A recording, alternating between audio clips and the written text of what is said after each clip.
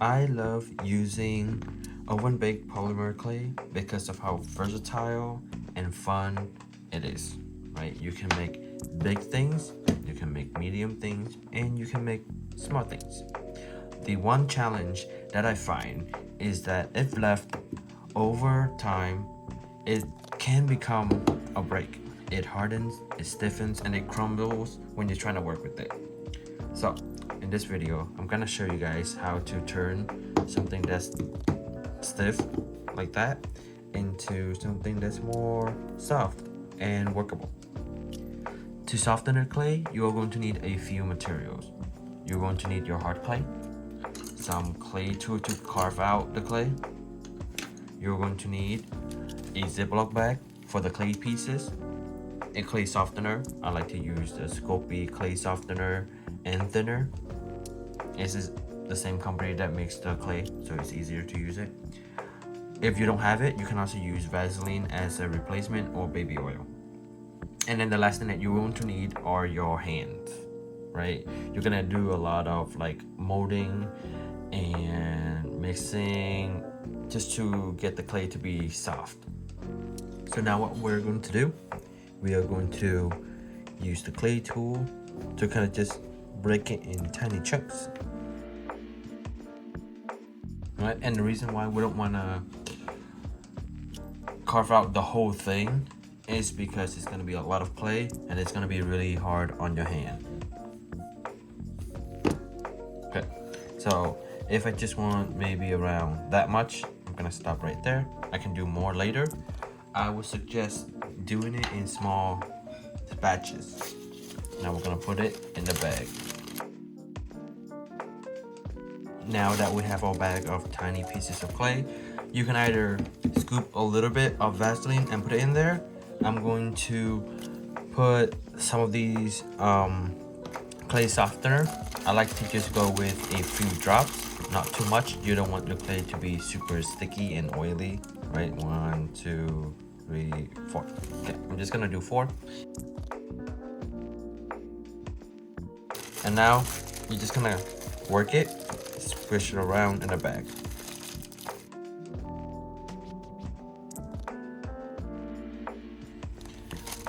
Okay, so now that I have kneaded it and played with it for like a minute or two, I want to check for the consistency, right? If you can still feel chunks, you might need to add more of the clay softener or more Vaseline. Mine right now feels like it is a good texture, right? It is nice and soft. I can kind of shape it. I can kind of like round it up if I want to. I can push it and it holds its shapes. You want something like this and not like this, right? Try to get this to this point by putting the whole block in there. That's not possible. You want to break it down into little chunks. Okay, now I'm gonna show you guys how to do it with the Vaseline. Okay, so what you want to do, just open it up, scoop a good amount, maybe like that. You can always add more, remember.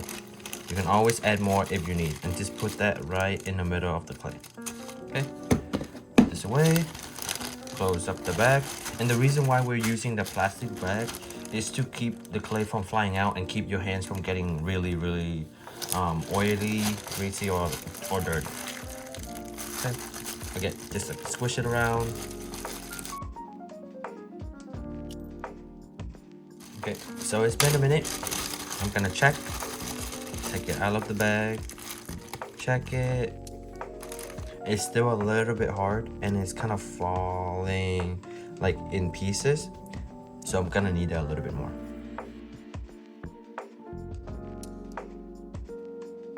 If this is challenging for you, like pinching it, because it does take a little bit of strength,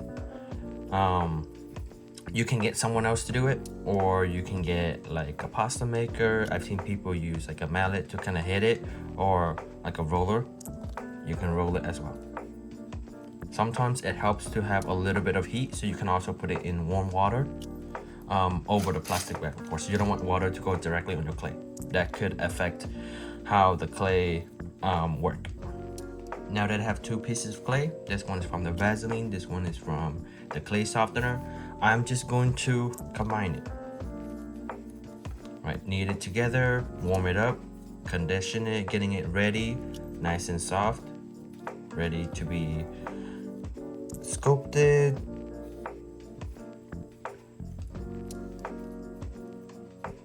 Right, look at that, nice and soft. You can break it into shape, you can squish it around, and it doesn't sound hard, right? So that's how you go from this to this, and then from here you can create something that looks like this, or like this, right? Or this.